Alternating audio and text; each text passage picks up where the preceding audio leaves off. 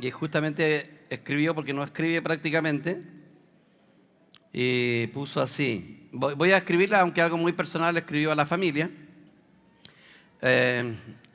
Aún no veo salir el sol porque estás viviendo lo indecible, sufriendo lo indecible. Cuando los hermanos me preguntan cómo está, yo les digo, bueno, está dando resultado, obviamente, pero eso no quita el sufrimiento ni el dolor, porque el primer día, por ejemplo, el día lunes, que fue que la ingresaron desde las 7:30 de la mañana, recién la ingresaron a las 6:30 de la tarde. Bueno, eso no sería el problema. Le pusieron el catéter y el día lunes no quedó bien puesto, el martes tuvieron que volver a llevarla al quirófano y el día mismo martes y miércoles hubo quimio, pero esas quimios son intensas, ella tomaba las pastillas, pero ahora son con máquina. Y quedó pero mal, mal. El día jueves, vómitos, colitis. Ayer me hablaba, tengo el intestino hecho pedazos, me dijo. No tengo fuerza para escribir. Ella es resistente al dolor, pero lloraba, sufría del jueves para el viernes, si no me equivoco. O sea, el sufrimiento es indecible y por eso ella escribe lo siguiente. Dicen que parte del proceso estoy pasando algo normal, o sea, lo que ella está viviendo es algo normal. Solo sé que no lo vuelvo a hacer. O sea, no volvería a repetir el proceso del trasplante de médula. Así que el Señor tendrá que darme suficiente vida. Que Él decida sea como lo que Él quiere. Pero este es el último intento por la vida por el medio de la medicina. Porque en realidad, ¿hasta qué punto vale la pena vivir de esta manera? Ahora, el proceso es largo, porque hay gente que me pregunta, ¿y operaron a la pastora? Por favor, hermano, grábenselo de una vez por todas. No existe una operación, existe un proceso. Y no se logra en un día ni en 2 días. A ella no la están operando. A ella por medio de un catéter le sacaron las células madre, después vino una quimio para limpiarla y después por ese medio catéter le entregan las mismas células madres que están purificadas, están limpias y todo eso para que se vayan directamente donde tienen que irse, sola. No existe una operación y es un proceso. Entonces, claro, la gente no entiende de repente, entonces, ¿y la operaron a la pastora? ¿Cómo se la pastora la operación? No existe operación. Es un proceso largo que dura 100 días, en el cual 20 días o 25 días ella va a estar en el hospital y después son 100 días para que pueda tener, digamos, Según el médico dijo que iba a tener mejor calidad de vida, porque lo que le están haciendo a la Nadia es para prolongarle la vida, ¿ya? Pero lo que se está haciendo ahora es más terrible de lo que ella pudo imaginar, porque aunque lo leía en el internet, aunque otros le habían dicho, otra cosa es vivirlo. Entonces, por eso ella pone, este es el último intento que hago por medio de la medicina, no volvería a repetir este proceso. Y está recién empezando porque el lunes la hospitalizaron, así que 7 días se están cumpliendo hoy día. Es un tema complicado. Es algo que hay que vivirlo, nada más para experimentarlo. Así es que le agradezco sus oraciones, sus demostraciones de cariño, porque para ella son muy importantes. Ayer estaban los guerreros, se casó un par de hermanos acá, Julio y Lorena, y ahí todos los guerreros ellos manifestaban y expresaban lo importante que es la Nadia para ellos. Para ellos es muy importante, pero no solamente para ellos, sino para todos nosotros. Sí, es una parte del cuerpo de Cristo. Así que es un momento complicado, difícil, hermanos, pero ya era algo que se sabía, no es algo que nos pilla por sorpresa. Amén. Gracias por las oraciones, que en realidad es lo único que nos puede sostener. Hay gente que está viviendo momentos difíciles. Hay una hermana que es de Venezuela, me dijo que a su mamá, que la trajo hace poco, le encontraron un cáncer y el cáncer terminal. Hay otra hermana que hoy día también me comunicó respecto a un familiar suyo, también un cáncer terminal, solamente que esta persona es muy joven, tiene como 25 años, de Venezuela también. Entonces, hay que orar nada más al Señor. Él tiene el control de nuestras vidas. Y tal como dijo Eduardo recién, en el mundo tendréis aflicción. Estamos en esta vida, sea por vida o sea por muerte, dijo Pablo, ya estoy preparado. Así que solo que de repente hay procesos que son muy complicados y que no quisiéramos vivir. Amén. Bueno, voy a seguir con la predicación de la semana pasada. Oren por mí para que me porte bien.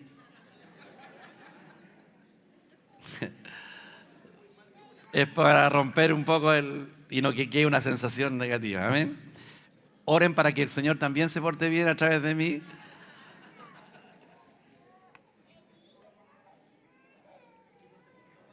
Vamos a orar primero.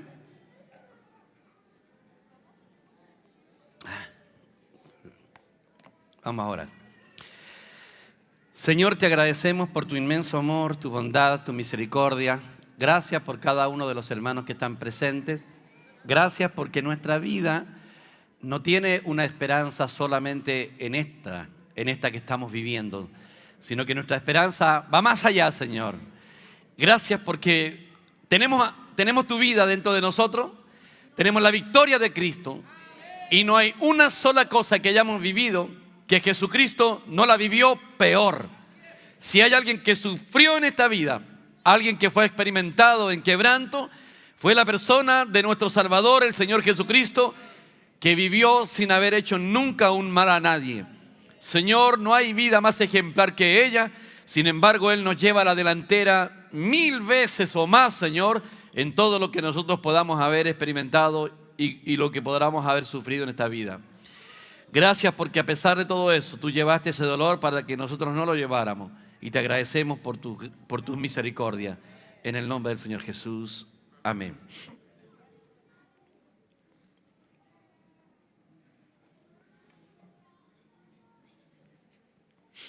Ya. Bueno, voy a leer primero para después nos sigamos introduciendo. Esta predicación va a durar harto rato porque voy a terminarla, tal vez 6, 7, 8 predicaciones, no importa. Y en el discipulado lo mismo, me voy a ir lento. Ya empezamos el año pasado y este año, si no lo terminamos, seguimos el próximo año. Amén. La cosa es que examinemos bien porque hay mucha vida en el libro de Apocalipsis. Y ahora esto ya lo habíamos estudiado, pero parece que no nos acordamos. Dice así, Apocalipsis 2:1. Escribe el mensajero de la iglesia en Éfeso. Éfeso era una ciudad. ¿Se da cuenta el nombre? Ya el nombre es de la ciudad. Y la iglesia está en Éfeso. Así se llamaba la iglesia. No tenían otro nombre que no fuera el de la ciudad. Amén. Ya empezamos mal otra vez. Que no se aguanta Dios mío. Hay personas que se expresan y dicen, ese es su pensamiento, no estoy de acuerdo, no me importa si usted piensa como yo, usted no tiene ni una forma de contradecirme todo lo que yo he dicho acá. Porque no voy a hablar ni un pensamiento mío, nada que se me ocurra, ¿ya? Por muy lógico y razonable que sea su pensamiento, usted tiene que demostrarlo con la Biblia. Y yo puedo demostrarle con la Biblia todo lo que yo prediqué la semana pasada, lo que voy a predicar hoy día y lo que voy a predicar mañana. Lo puedo probar. Si yo no lo puedo probar con la Biblia, no debo hablarlo. No tengo autoridad. Por eso uno nota el respaldo del Señor, porque es su palabra. Una vez una persona católica estaba enojada porque yo le estaba predicando la palabra. Y se enojó conmigo. Todavía yo no salía al ministerio. Y me dijo, mira Juan Carlos, dijo, y agarró un palo de helado, me dijo. Si yo me pongo a adorar este palo, me dijo, no estoy adorando el palo, estoy adorando a Dios representado por este palo. Qué bonito tu pensamiento, chico. Pero apóyate con la Biblia. ¿Me lo puedes demostrar con la Biblia? No puedes demostrarlo con la Biblia. Porque el primer mandamiento, que lo robó la Iglesia Católica, porque si ustedes saben y van a la Iglesia Católica, van a encontrar solo 9 mandamientos. Ahora él tiene 10. Porque del último hizo 2. Robó el primero, no de la Biblia, porque no la puede sacar de la Biblia. En su catecismo, no te harás imagen ni semejanza de ninguna cosa creada, ni de lo que está en los cielos, ni en la tierra, ni debajo de la tierra. Eso no lo nombra la Iglesia Católica. Entonces, como le faltaría uno, del último hizo 2. No codiciarás la mujer de tu prójimo y no codiciarás los bienes ajenos. No codiciarás la mujer de tu prójimo, el 9, y el 10 los bienes ajenos. Pero la Biblia, ese es un solo mandamiento. Así que no me importa si alguien no está de acuerdo con lo que yo voy a decir. No me importa. Que les quede claro, por favor. No me importa. Pero igual volvió a escucharme.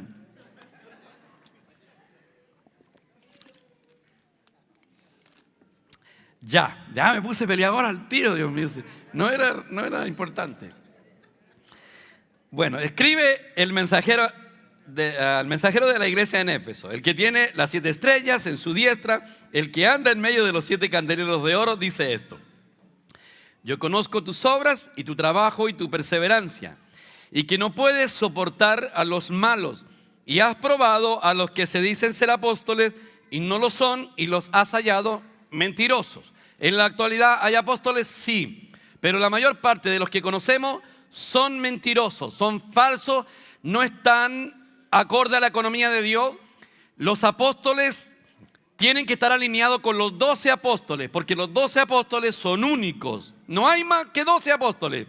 Pero luego hay otros apóstoles que no tienen que ver en la categoría de los 12. Son apóstoles también, como lo fue Lucas, como lo fue Bernabé, como lo fue Pablo y otros más. Aún Timoteo fue un apóstol. Sin embargo, ellos no están en la categoría de los 12. Pero hay otros apóstoles y hay que discernir. Pero para ser un apóstol hay que estar alineado a los 12, a la doctrina que ellos practicaban. Si no estamos alineados con eso, entonces somos falsos apóstoles. Y ahí es donde tenemos que discernir bíblicamente. Y otra vez me voy a meter en problemas, y yo sé que hay alguien que a lo mejor no está de acuerdo. No existe ni una posibilidad en la Biblia que usted pueda comprobar que una iglesia deba ser una organización con una directiva administrativa nacional. Eso es antibíblico y esas personas no pueden gobernar la iglesia. La iglesia es gobernada por el Espíritu Santo y debe basarse en la doctrina de los apóstoles. Todo lo demás es un elemento humano, nocivo, pecaminoso, que está introducido en la verdadera iglesia. Ahora sí que te sonaste de nuevo otra vez. Pero no importa, ya, sigamos. Y has perseverado y has sufrido por amor de mi nombre y no has desmayado. ¿Se da cuenta? La iglesia había perseverado y tenía amor a su nombre. Pero luego dice, pero tengo contra ti. O sea, el Señor es muy sincero. Has dejado tu primer amor. ¿Quién es la persona más importante de nuestras vidas? Si no es Jesucristo, entonces hemos abandonado nuestro primer amor. Si un hermano se va de la iglesia porque tuvo problema con un hermano, Cristo no era su principal amor. Porque no venimos acá por el hermano, ni por el pastor, ni por el edificio. Venimos acá porque amamos al Señor Jesucristo. Aleluya, gracias Señor, amén.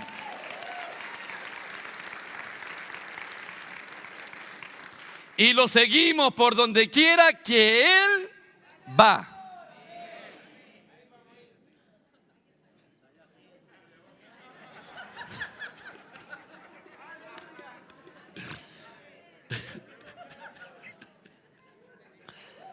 Amén. Ustedes me están provocando a que yo diga cosas.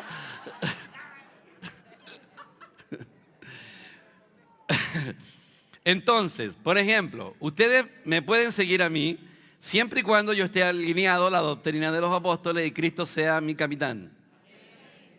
Si ustedes ven que yo estoy desviado de la economía de Dios, ustedes ya no tienen ninguna responsabilidad de seguirme, ninguna obligación.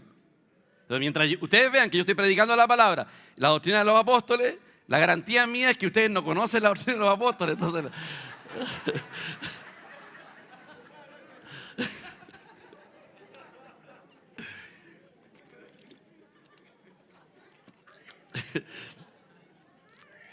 no es tan así, porque yo llevo 14 años discipulando acá. Hay hermanos que llevan como 14 años en todos los discipulados y ellos entienden. Y ellos sabrían si yo me desvío. De hecho, hay hermanos que de repente me escriben y me agradecen por tener un líder que no se aparta de la economía de Dios, porque ellos la conocen. O sea, yo no soy el único que conozco la economía de Dios. ¿Ya? Vamos a hablar más después de esto de la economía de Dios, porque hay mucha gente que, aunque uno lo habla, todavía no tienen claridad, porque no es fácil de entenderlo. Entonces hay hermanos acá que entienden muy bien la economía de Dios y ellos saben si yo me estoy desviando. Y yo me doy cuenta cuando alguien está desviado y lo corregimos. Amén. Y ustedes van a notar la aprobación del Señor, porque Dios como Él respalda lo suyo. Él respalda lo suyo. Bien, seguimos. Pero tengo contra ti que has dejado tu primer amor. ¿Qué es lo que más amamos? Es al Señor Jesucristo. No hay nada, no tenemos nada, ni un título, ninguna cosa que no amemos que no sea la persona del Señor Jesucristo. Pero la iglesia de Éfeso, que es la iglesia apostólica, existe primera de Efesios, ¿o no? Sí, porque este es segundo de Efesios. ¿Ya? ¿Aprendieron algo nuevo? Por otro apóstol, pero es una epístola, es una carta a la iglesia de Éfeso. Solo que la otra tiene mucha revelación espiritual y esta tiene más bien corrección. Tengo contra ti que has dejado tu primer amor. Recuerda, por tanto, de dónde has caído y arrepiéntete. O sea, debe arrepentirse la iglesia de Éfeso, porque a esta altura de la vida, aunque la epístola de los Efesios era muy extraordinaria, aquí ya para este tiempo se había degradado.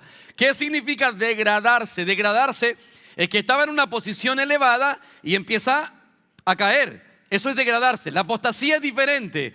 El 90% aproximadamente de las iglesias en el mundo entero está en apostasía. ¿Qué significa apostasía? Significa abandonar la línea que dejaron los apóstoles trazada.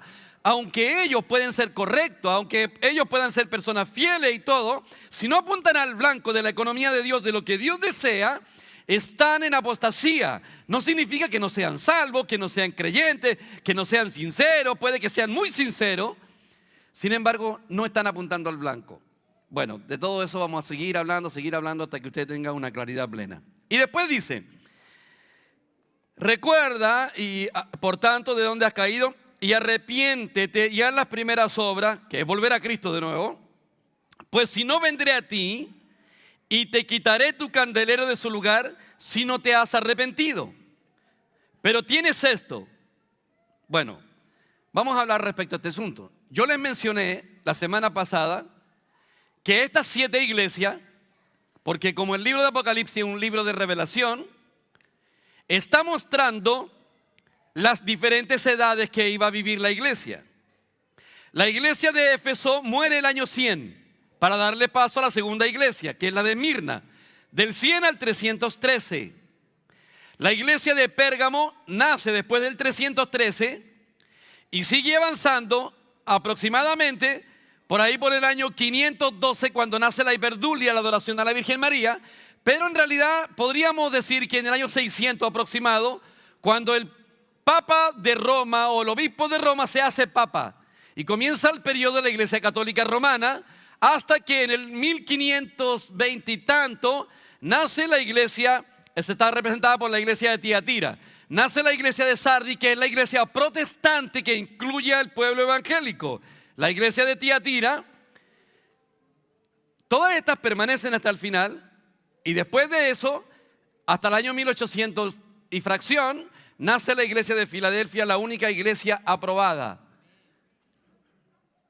Y después, a finales del 1800, al principio del 1900, nace la iglesia de la Odisea, que es la iglesia degradada, nace de la iglesia de Filadelfia.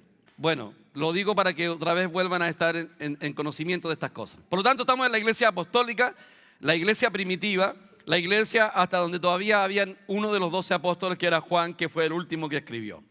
Y aquí vamos otra vez a entrar en problema. ¿Qué es lo que sucede primero? Cuando una iglesia abandona el primer amor, abandona a Cristo, pierde la luz.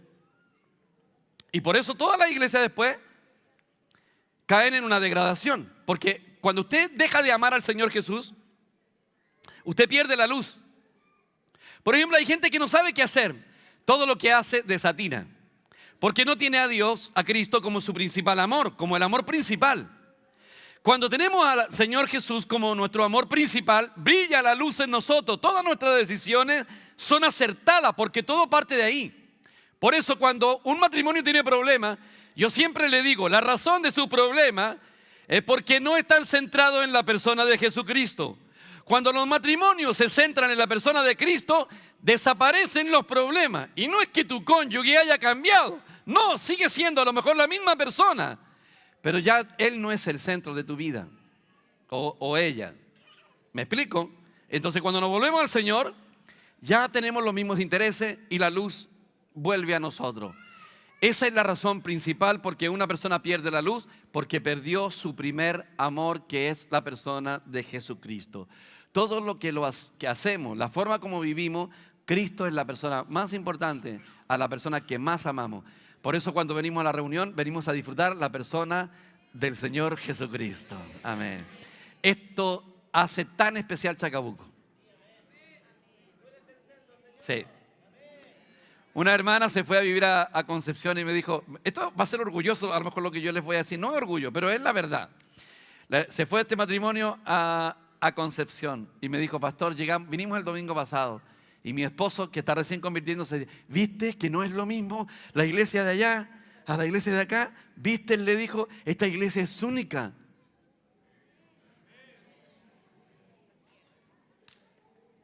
Y aquí no hay ni un superestrella. ¿O usted cree que el rey es superestrella?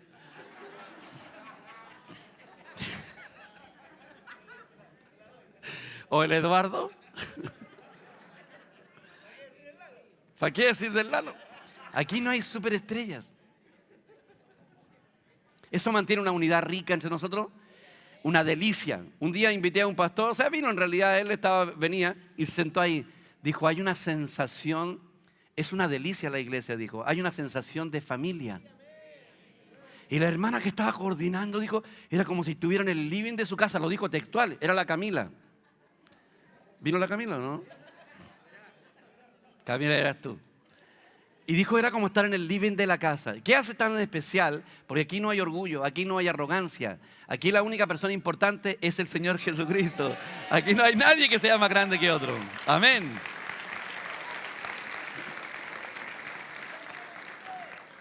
Y aquí vamos al tema del problema que les dije recién.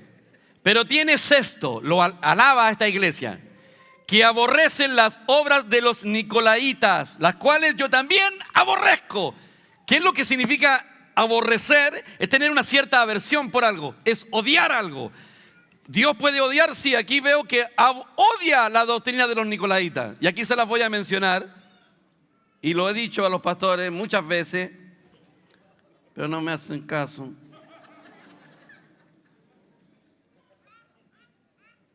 Aborrezco, odio, sale aquí una expresión. ¿Cuál es la doctrina de los nicolaitas? Ellos la aborrecían, no la practicaron. Ponga atención, después en su casa revíselo de nuevo. Una hermana que me dijo, Jocelyn fue que me preguntó, ¿por qué Dios se hizo de un pueblo? ¿Por qué Dios eligió una nación si Dios es Dios de todo el mundo? ¿Por qué Israel es el pueblo de Dios? Entonces yo le dije, primero, Dios no eligió una nación. No es que Dios miró hacia abajo y vio las naciones y dijo, voy a quedarme con esta nación para que sea mi pueblo. Eso no lo hizo Dios. Lo que sucede es que llegó un momento en la humanidad, después del diluvio, que los hombres no transmitieron el conocimiento de Dios. No había Biblia. Entonces llegó un momento en que hubo una total oscuridad y toda la gente se preguntaba, ¿y de dónde salimos? ¿Quién es Dios? No había conocimiento de Dios en toda la tierra. Eso lo dice Romanos capítulo 1, del versículo 18 en adelante. Porque los hombres detuvieron con injusticia la verdad de Dios. Tenían que habérsela transmitido y no se la transmitieron. Y llegó un momento en que cada cual pensaba lo que se le ocurría de Dios.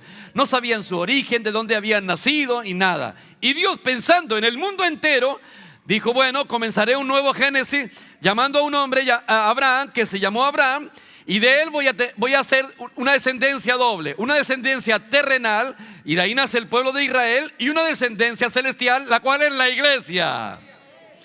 Si usted me pregunta, ¿de dónde desciendes? De Abraham, de la descendencia de los llamados. Hemos sido llamados a salir. Y entonces Dios llamó a Abraham, y de ahí viene la tendencia terrenal, como la arena del mar, y la descendencia celestial como las estrellas del cielo. ¿Qué prefieres, ser la arena del mar o la estrella del cielo? Porque en la iglesia es celestial. Aleluya. ¿Sabía eso? Den un aplauso al Señor y agradezca que el Señor lo eligió. Y entonces Dios eligió a Israel, la descendencia terrenal, con 3 razones. Para que a través de Israel primero se escribiera la Biblia. Segunda razón, para que a través de Israel todas las naciones del mundo conocieran a Dios. Y tercera razón, para que a través de Israel viniera el Redentor de la humanidad. Entonces el Señor dijo que Israel me sería una nación de sacerdotes. Toda la nación entera tenían que ser sacerdotes. O sea, donde hubiera una israelita, tenía que haber un sacerdote. Y ese sacerdote tenía que ir a donde estaban las naciones paganas, ya sea un filisteo, un sirio, un persa, un babilónico, donde quiera que hubiera una persona, este israelita tuviera que traerle a Dios a esta persona. Sin embargo, fracasaron. Cuando Moisés subió al monte a tener una comunión con el Señor y que Dios le dio las tablas de la ley, cuando antes de que bajara, ya el pueblo, como vieron que se demoraba mucho, le dijeron a Aarón: hagámonos un becerro de oro, porque ya no sabemos qué pasó con Moisés. Hagámonos un Dios de un becerro de oro, y cayeron en la idolatría. Y Dios le dijo a Moisés: el pueblo se ha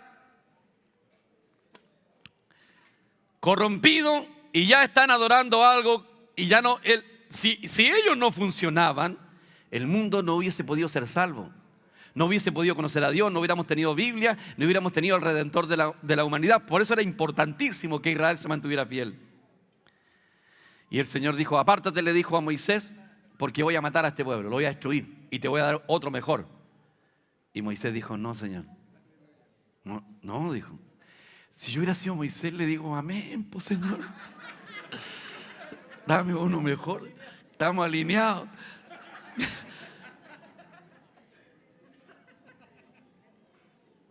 ¿Qué es lo que dijo Moisés? No, Señor, porque ¿qué van a decir las naciones? Como no lo pudo introducir a la tierra, todos van a hablar mal de ti. Pensó al tiro en Dios. ¿Por qué Dios hizo eso? Dios sabía lo que iba a hacer Moisés. Moisés estaba alineado al corazón de Dios. De todas maneras, bajó enojado con las dos tablas. Moisés bajó enojado con las dos tablas. Y tomó las tablas y las tiró y las rompió. Tomó el becerro de oro y lo hizo hervir ahí, lo fundió. Y después echó agua para que todos tomaran agua de ahí, de la que estaba ahí, esa agua de amargura. Pero el Señor, cuando iba bajando Moisés, Él dijo: el que saque espada y se ponga de parte de Dios, saque espada contra su padre, contra su madre, contra su hermano, contra su amigo, contra todo. Y los únicos que sacaron espada fueron los levitas.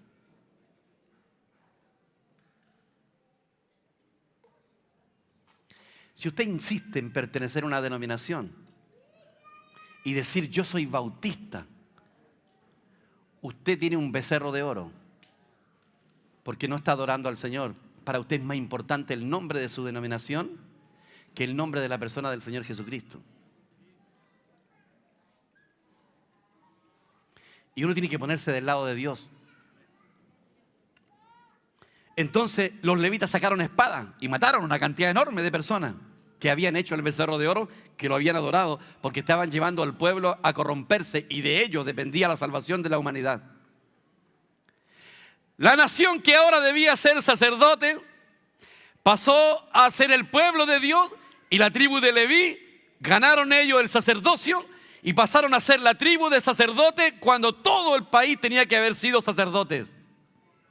Se frustró el plan de Dios, se frustró el propósito de Dios por la idolatría humana, por el pecado del hombre, porque el hombre mete de su cosecha. Por eso siempre yo digo: no importa cuán lógico y razonable sea tu pensamiento. Segunda de Corintios 10:4 dice que todo pensamiento debe ser llevado cautivo a la obediencia a Cristo, derribando todo argumento y altivez que se levanta contra el conocimiento de Dios. Cuando alguien viene con una doctrina, yo le digo: muéstramelo en la Biblia. ¿Puedes probarlo? Si no lo puedes probar, no tengo que seguirlo. Usted tiene que ser valiente. No tiene que seguir nada que no esté en la Biblia. Si no está en la Biblia, usted no puede seguirlo. Usted tiene que ser fiel a Dios, aunque todo el mundo vaya. Y le voy a decir algo, hermano: la mayoría no siempre tiene la razón. Es la minoría la que tiene la razón. Si la persona no se pone del lado de Dios, hay gente que mira. Yo miraba muchas veces, de repente veníamos a un encuentro de pastores, convención y todo eso. Nos hablaba un pastor con una tremenda luz de Dios. Y todos, amén, Señor, estamos arrepentidos. Y después todos volvían a hacer lo mismo. Si tomas algo, tienes que llevarlo a la experiencia. Si algo te dicen. Un día le dije a un pastor, quita de tu boca la palabra reverendo. Fue como una patada de caballo. Él hizo así y se endureció en contra mí y ya no me quiso recibir más. ¿En qué parte de la Biblia se le debe llamar reverendo a un pastor? ¿Sabe lo que significa reverendo? Reverendo, digno de reverencia. Suena bonito, ¿cierto? Igual me gustaría que me dijeran reverendo.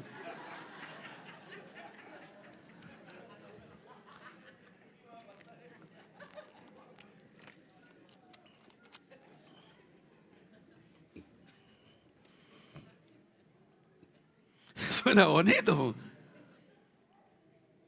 Vamos a ir más profundo.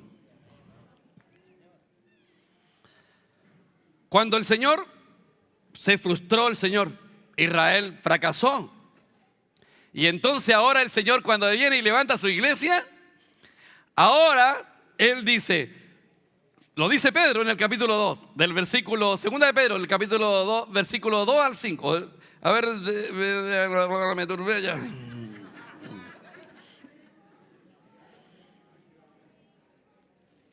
Está en primera, el capítulo 2 del versículo 5 en adelante. Me seréis un reino de sacerdotes. ¿Qué es lo que somos nosotros? A ver. ¿Cristianos qué somos?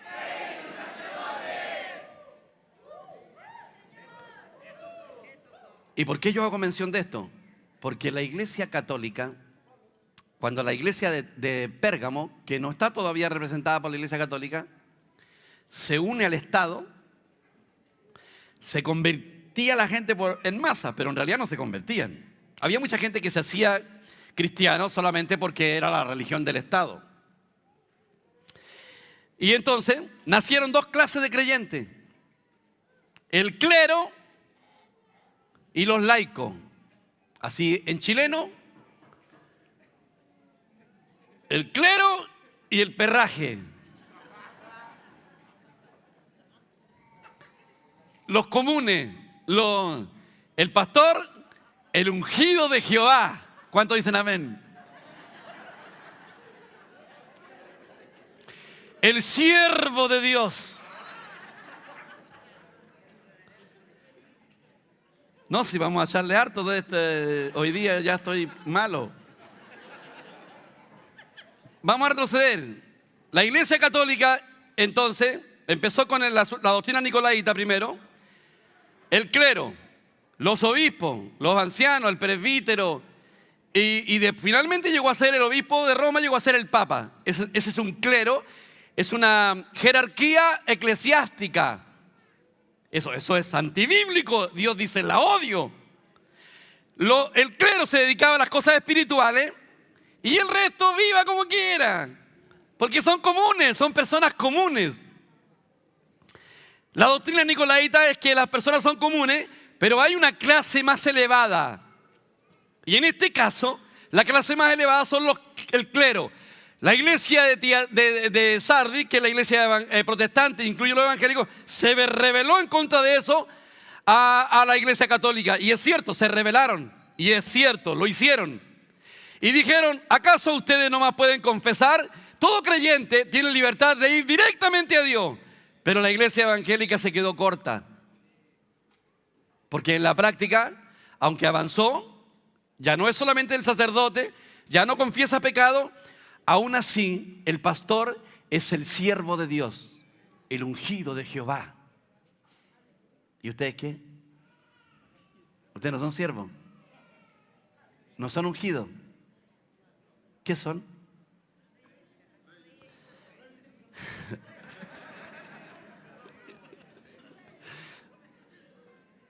¿Qué es la iglesia?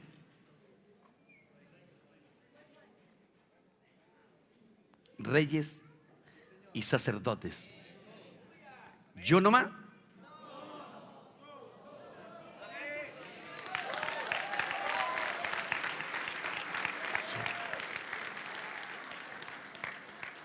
Ya, aquí voy a ir más allá. O sea, pastor, ¿usted me está diciendo que yo puedo agarrar a un hermano y bautizarlo? Sí, Señor. Sí, solamente que yo no te dejo.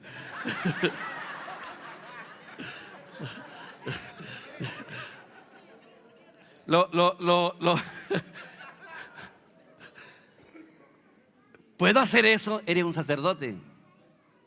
¿Puedes llevar a una persona a Cristo? Puedes llevar a una persona a Cristo. ¿Puedes ministrarle? Puedes ministrarle. ¿Puedes decirle a un hermano una vez que le hayas ministrado, te arrepientes de tus pecados? Sí. ¿Puedes decirle, tus pecados te son perdonados? Sí, puedes hacerlo. ¿Por qué? Porque eres un sacerdote de Dios. Todos somos sacerdotes.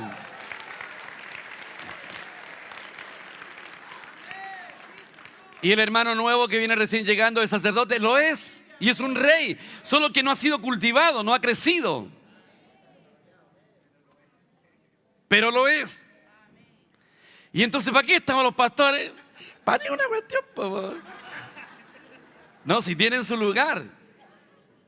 Si uno dice, por ejemplo, en esta iglesia, ¿todos somos pastores? No, no somos todos pastores. ¿Todos son predicadores? No, no todos son predicadores. ¿Todos tienen don de sanidad? No, no todos tienen don de sanidad. O sea, entonces, ¿qué es lo que hizo el Señor? Lo que el Señor hizo es lo siguiente. Llamó a toda la nación, a todos los creyentes, reyes y sacerdotes para Dios el Padre.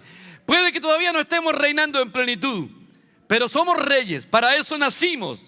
Y aunque a usted le guste o no le guste, lo crea o no lo crea, nació para ser un rey y un sacerdote de Dios. Use su ministerio, no lo use, lo crea o no lo crea, para esto nació. Y entonces, ¿qué nos toca el apóstol, profeta, evangelista, pastor y maestro? Aquí vamos, pues. Entonces el Señor dijo, bien, mi reino de sacerdote, pero son todos novatos. No saben cumplir su función de sacerdote. Son todos reyes, pero todavía son muy flaites.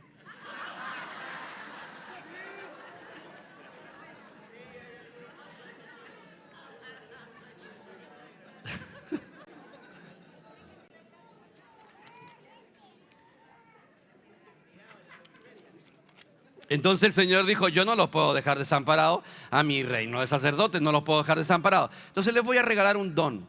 Les voy a regalar algunos dones a la iglesia. Les voy a regalar a la iglesia dones. ¿Cuál? El de apóstol, profeta, evangelista, pastor y maestro, según Efesios capítulo 4, del versículo 11, si no me equivoco en adelante. ¿Para qué? Para que ellos perfeccionen a los santos, a los sacerdotes, los perfeccionen. ¿Para qué están los pastores? Para perfeccionar a los santos. Para que ellos hagan la obra del ministerio, no el pastor. ¿Quién hace la obra del ministerio? Los santos. ¿Y para qué estoy yo? Para perfeccionarlo a ustedes como un entrenador de fútbol. No juegan la pelota, él entrena a los jugadores, son los jugadores los que juegan. Un pastor existe, sí, pero no para quitarle la función al miembro. No para quitarle la función al santo de Dios, al sacerdote de Dios, sino para perfeccionarlo, para ayudarle, para ministrarle, para que ellos hagan la obra del ministerio, para que ellos edifiquen la iglesia. Por eso insistimos tanto de que usted debe hablar. Como sacerdote tiene que hablar, que cumpla su función. Y aunque la iglesia evangélica avanzó mucho comparado con la iglesia católica, todavía se quedó corta, porque el pastor es el ungido de Jehová. Bien, vamos a probar con la Biblia el asunto, porque estamos... En Tito 1:5, Pablo le dice a Timoteo, así como te rogué que en cada ciudad establezcas ancianos. No miren al hermano Raúl.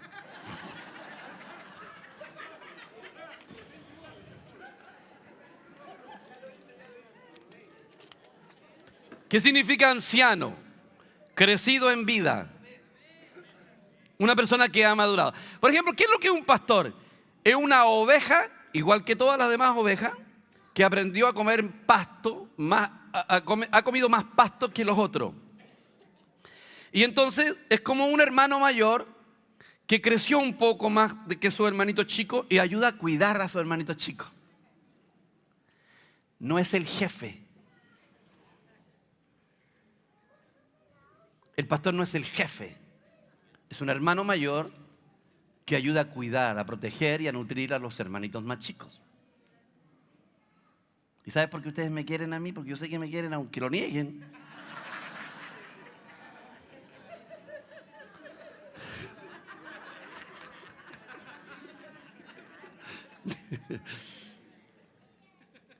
Porque yo no uso jerarquía con ustedes. Yo no me muestro como su jefe. Ni mantengo distancia. Gracias, Marcela. No mantengo una distancia. Porque la religión te enseña que el líder debe estar aquí y a 6 pasos de distancia el miembro. Yo jamás he hecho eso. Somos iguales. Es más, en la Biblia dice que el que quiera ser grande tiene que ser servidor de los hermanos. Por eso el Señor tomó un lavatorio y una toalla y le empezó a lavar los pies a los discípulos. O sea, si alguien quiere ser grande, jerárquico, haga el trabajo de un siervo. ¿Y qué es lo que hace un siervo? Se sirve, pues si para eso estamos. En Chiloé, no es que yo quiera engrandecerme, pero en Chiloé casi la mayoría de los cabros jóvenes, casi todos, nadie me decía pastor, me decían tío. El tío pastor. Y en una relación más cercana.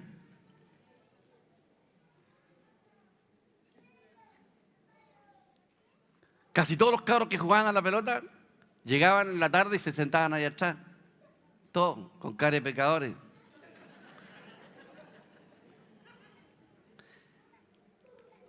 Y yo le decía, oye, pero si está bien que jueguen a la pelota, si no hay problema, pero ven a las reuniones. Pero seguían haciendo lo mismo y se sentaban atrás, todos con cara de pecadores. Y un día la Nadia, aprovechando que ella vino a Santiago a una convención, veníamos de regreso y veníamos como 4 o 5, estaba el Luis Alderete y habían varios otros. Y me dijo, pastor, aprovechando que no está la pastora, ¿por qué no nos va a ver jugar al estadio? Y yo dije, yo el ungido de Jehová en el estadio.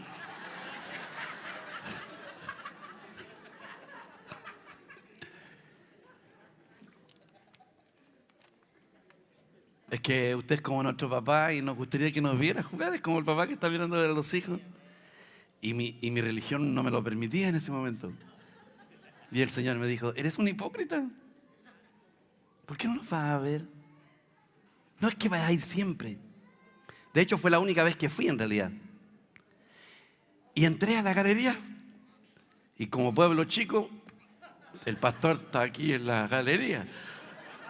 Y se corrió la voz de los jugadores.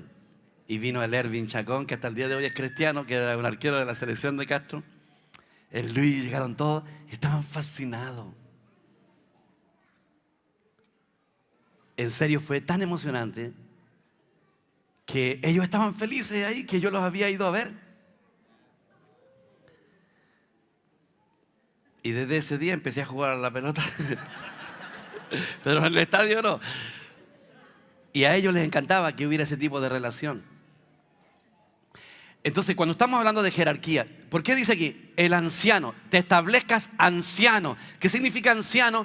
Significa una persona crecida en vida. Y luego el verso 7 del mismo Tito dice, pero es necesario que el obispo, ¿se da cuenta? Primero dice que establezcas anciano y después dice, pero que es necesario que el obispo. ¿Y qué significa el obispo? Uno que en base a su experiencia y madurez está en una posición más elevada, no jerárquica, sino de madurez. Y ayuda a cuidar a sus hermanos, los vigila para que no se desvíen, los protege. No es jerárquica esa relación. Es un asunto de crecimiento, de madurez. ¿Por qué yo soy el pastor de ustedes? Porque puedo ver un poco más que ustedes. No es jerarquía. Pero ¿qué es lo que hace la organización? Y aquí vamos a meternos en problemas otra vez. Los manda al Instituto Bíblico. Y les digo honestamente que a veces los que van al instituto bíblico son los hermanos que no encajan en la iglesia. Y están medio revelados atrás y quieren entrar al instituto bíblico. Se preparan y después que se graduaron quieren ser pastores. Y aunque no tienen vida, y aunque no tienen nada, ni el llamado, creo lo que dijo Washmani. Es probable que más del 90% de los pastores que tienen una credencial no lo sean. Nunca fueron llamados por Dios, pero entraron al instituto bíblico. Y como la gente no les quiere obedecer, los chicotean, po. Y una iglesia así no se cría en amor. Y el pastor empieza a culpar a los hermanos porque la iglesia no avanza. Y él no sabe que el estorbo es él. Porque la vida se debe propagar. Si el líder tiene vida, imparte vida y la vida se propaga. ¿Se dan cuenta que el sistema religioso tiene totalmente corrompida la iglesia? Estamos hablando de la primera iglesia. Y de ahí se corrompió la iglesia. Cuando lleguemos a la iglesia de Filadelfia, estoy seguro que usted se va a sentir identificado con ella.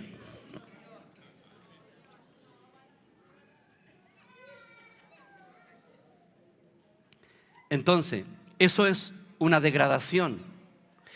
Y la iglesia de Éfeso aborrecía esa doctrina, igual como Dios la aborrecía. Por eso esa iglesia, Dios la alaba por esa razón. Y luego dice, aborrece la doctrina de los Nicolaitas, la cual yo también aborrezco. El que tiene oído, oiga lo que el Espíritu dice a las iglesias. ¿Por qué le dice a las iglesias? Porque son las iglesias locales. Lo que pasaba en Éfeso tenían que entenderlo todas las otras iglesias. Y mire, dice, al que venza le daré a comer del árbol de la vida. ¿Por qué le dice el que venza le daré a comer? Porque la religión enseña y la verdadera iglesia alimenta.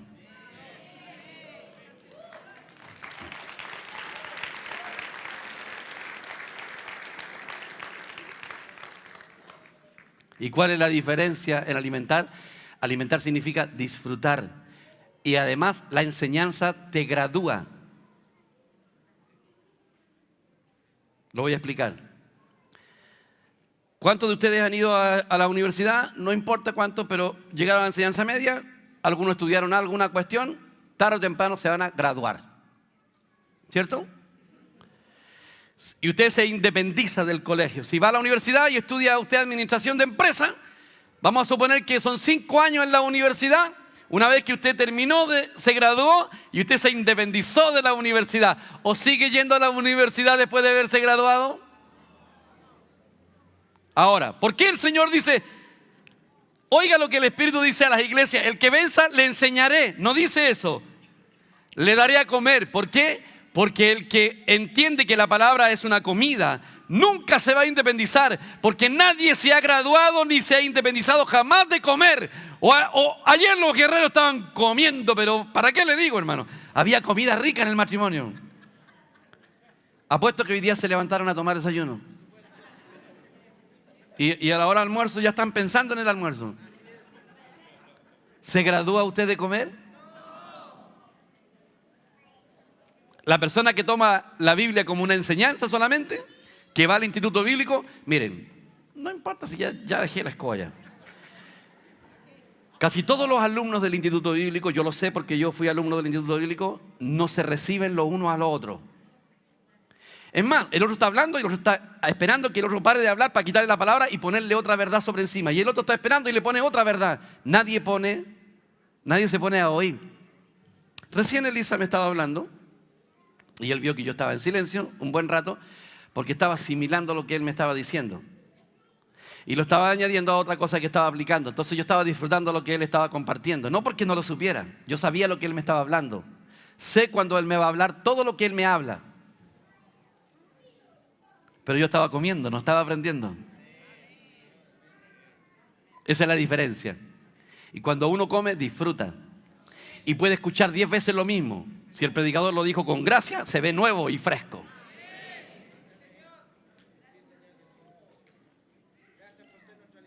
Gracias, Señor Jesús. No se alimente por la mente, aliméntese por el Espíritu. Escucha 10 veces lo mismo y siempre come y siempre lo disfruta y siempre le agrada. El que venza le daré a comer del árbol de la vida que está en el paraíso de Dios. Ahora, usted está esperando el paraíso como cuando el Señor le dijo al que estaba muriendo, hoy estarás conmigo en el paraíso. Les quiero decir algo, la iglesia, la vida de iglesia adecuada es un adelanto del paraíso. ¿No siente que está en el paraíso un poquito? Amén, que la gracia sea con todos. Seguimos peleando la próxima semana.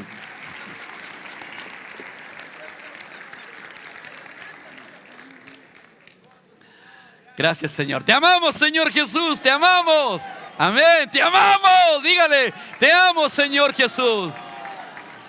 Hermano, dígame la verdad. ¿No tiene una sensación de gozo, de alegría? Yo sé porque estoy contento y me da la impresión que ustedes también están contentos. Amén, aquí no hemos peleado con nadie, estamos hablando de la palabra, de lo que es la verdad y estamos contentos con el Señor Jesús. Estamos felices, estamos volviendo a la vida de iglesia adecuada. Gracias, Señor. A la gente que le suena extraño todo lo que estamos hablando, tengan paciencia. Porque no es fácil de repente asimilarlo. Pero si usted es sincero, mire, una vez, aquí mismo debe estar la hermana en este mismo instante aquí y ella lo cuenta como testimonio. Yo estaba hablando en un discipulado y a ella le parecía muy extraño lo que yo hablaba. Y seguíamos ahí hablando. Entonces al final, ella estaba molesta. Y entonces, yo lo digo esto porque ella misma lo ha contado de aquí adelante o en algún discipulado. Entonces yo la miré y le dije, mira, lo que yo te estoy hablando, te lo estoy hablando con peras y manzanas. Te lo estoy haciendo tan fácil para que tú lo entiendas. Y tú eres una persona inteligente. El problema no lo tienes aquí. Lo tienes aquí. Porque lo que yo te estoy hablando es demasiado lógico y razonable. Pero es tu corazón el que debe abrirse. Y esa palabra llegó a su corazón. Y de ahí ella se abrió y lleva como 8 años con nosotros acá. Amén. Que el Señor bendiga su palabra. Amén. Gracias, Señor Jesús.